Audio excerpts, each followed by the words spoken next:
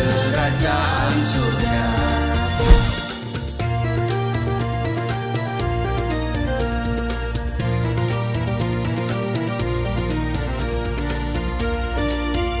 Shalom Bapak Ibu, sahabat Galilea dan seluruh subscriber Galilea Network yang diberkati oleh Tuhan Yesus. Kembali kita siapkan diri untuk membaca, mendengar dan merenungkan firman Tuhan sebelum kita melakukan tugas kerja kita di hari ini.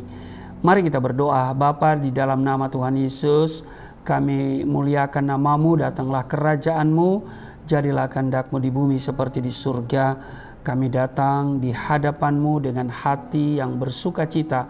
Kami mengucap syukur buat kebaikan-Mu yang telah Engkau nyatakan bagi kami. Tak henti-hentinya kami mengucap syukur, sebab kalau kami ada hari ini semua karena Tuhan.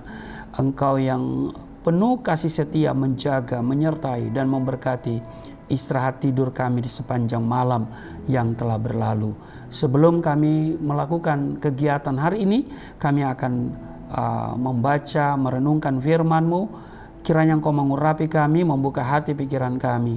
Urapi juga hamba-Mu, sehingga apa yang disampaikan benar-benar adalah penyingkapan dari Roh Kudus mengenai rahasia kebenaran firman-Mu.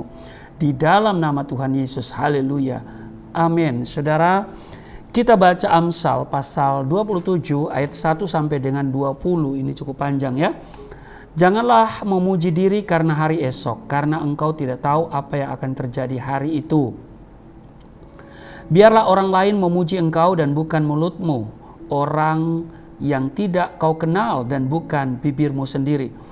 Batu adalah berat dan pasir pun ada beratnya, tetapi lebih berat lagi kedua-duanya adalah sakit hati terhadap orang bodoh. Panas hati, kejam dan murka melanda. Tetapi siapa dapat tahan terhadap cemburu? Lebih baik teguran yang nyata-nyata daripada kasih yang tersembunyi. Seorang kawan memukul dengan maksud baik, tetapi seorang lawan mencium secara berlimpah-limpah.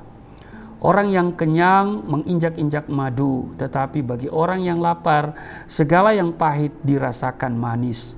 Seperti burung yang lari dari sarangnya, demikianlah orang yang lari dari kediamannya. Minyak dan wangi-wangian menyukakan hati, tetapi penderitaan merobek jiwa.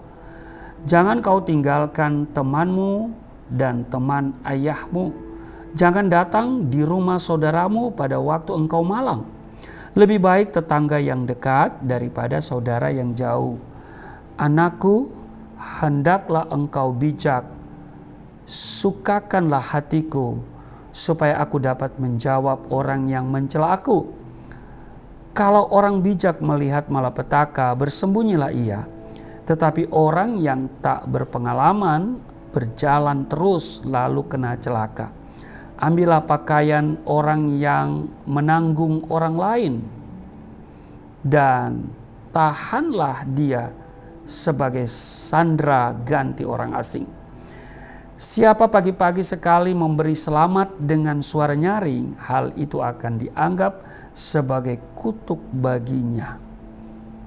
Seorang istri yang suka bertengkar serupa dengan tiris yang tidak henti-hentinya menitik pada waktu hujan.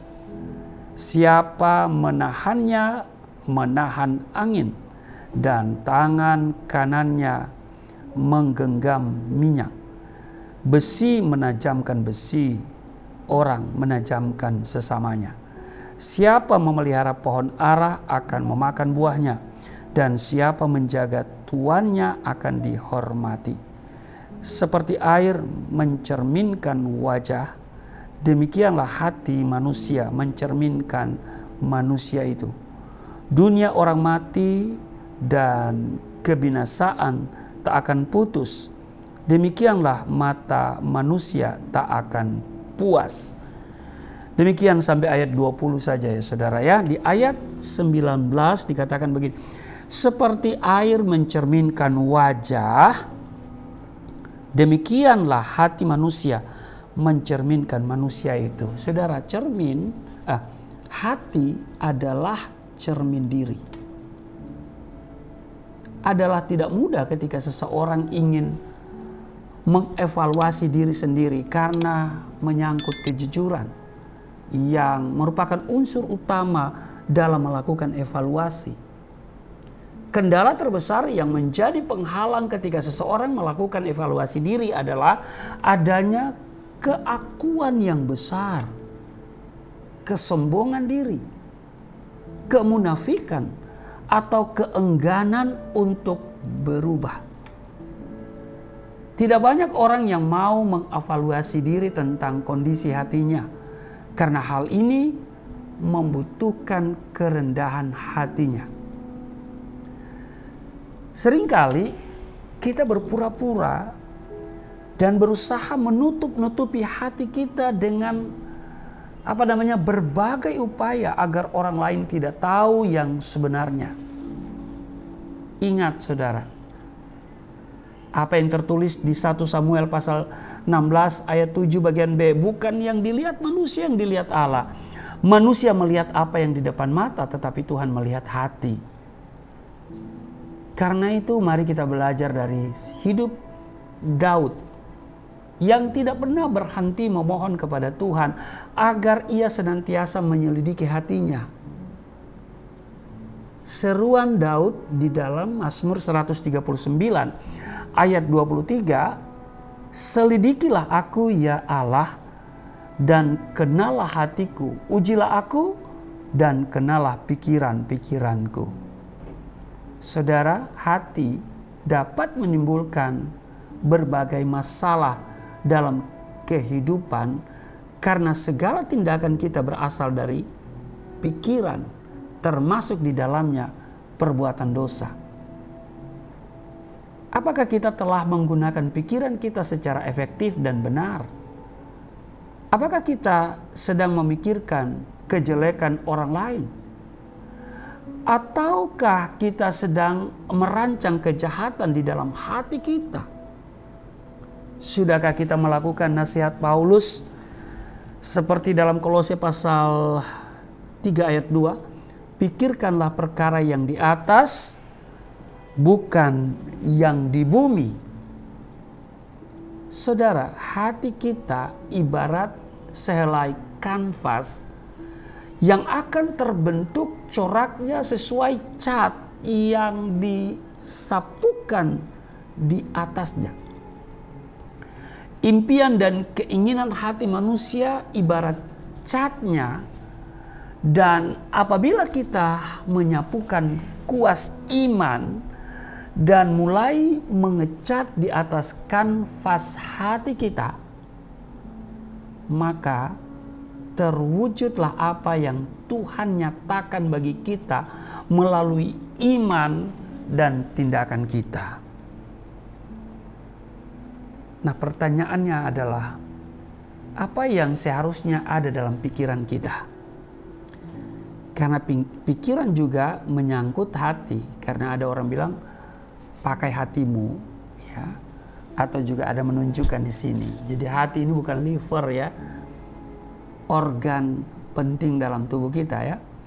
Tapi hati itu bisa berupa pikiran, ya kan? Nah, makanya itu di Filipi pasal 4 ayat 8, jadi akhirnya saudara-saudara, semua yang benar, semua yang mulia, semua yang adil, semua yang suci, semua yang manis, semua yang sedap didengar, semua yang disebut kebajikan dan patut dipuji, pikirkanlah semuanya itu. Bila hati kita masih dipenuhi dengan segala jenis kejahatan, sebab di dalam Matius pasal 15 ayat yang ke-19, karena dari hati timbul segala pikiran jahat, pembunuhan, perzinahan, percabulan, pencurian, sumpah palsu, dan juga hujat. Ya, jadi saudara, semua yang namanya pikiran jahat, pembunuhan, perzinahan, percabulan, juga pencurian, juga sumpah palsu dan hujat, itu semua dari hati. Tapi juga ketakutan, kekhawatiran, dan juga kedegilan itu datangnya dari hati. Ya kan? Nah, kalau hati kita masih dipenuhi dengan hal-hal itu, datanglah segera kepada Tuhan. Akuilah dengan jujur. Ya kan? Dan mohonkan agar Tuhan menyelidiki hati kita seperti Daud berkata, ya. Ujilah aku Tuhan, ya kan? Maka Dia pasti sanggup memulihkan keadaan kita. Amsal 4 ayat 23, jagalah hatimu dengan segala kewaspadaan, karena dari situlah terpancar kehidupan. Jadi kehidupan itu terpancar dari hati. Ya kan? Terekspresi dalam wajah dan perbuatan tindakan kita. Mari kita jaga hati kita. Amin. Kita akan selalu memenuhi hati kita dengan hal-hal yang sifatnya rohani, sifatnya firman Tuhan. Sehingga orang akan melihat Kristus hidup dalam kehidupan kita. Amin. Kita jauh dari kesan hal-hal yang negatif. Kalau kita mengisi hati kita dengan firman Tuhan. Hatimu adalah cermin dirimu. Tuhan Yesus memberkati. Mari kita berdoa. Terima kasih Tuhan. Kami diingatkan bahwa hati adalah cermin diri kami. Seperti air mencerminkan wajah, demikian hati manusia mencerminkan manusia itu. Tolong kami, supaya kami mengisi hati kami, pikiran kami, dengan segala yang baik. Segala hal yang mulia, semua yang benar, yang adil, yang suci, yang manis, yang sedap didengar. Sehingga hati kami tidak ada kepahitan, tidak ada kekhawatiran, tidak ada hal-hal yang sifatnya membuat kami jauh dari Tuhan. Ketakutan, kekhawatiran. Tapi hati kami penuh dengan sukacita, penuh dengan ucapan syukur. Sebab Tuhan baik dalam hidup kami. Berkati seluruh sahabat Galilea dalam tugas kerja, seluruh aktivitas mereka hari ini. Perlindungan Tuhan bagi kami semua sempurna hari ini. Ada berkat yang kami terima, yang Tuhan sediakan bagi kami hari ini. Di dalam nama Tuhan Yesus, yang sakit disembuhkan, yang lemah dikuatkan. Di dalam nama Tuhan Yesus. Haleluya. Amin.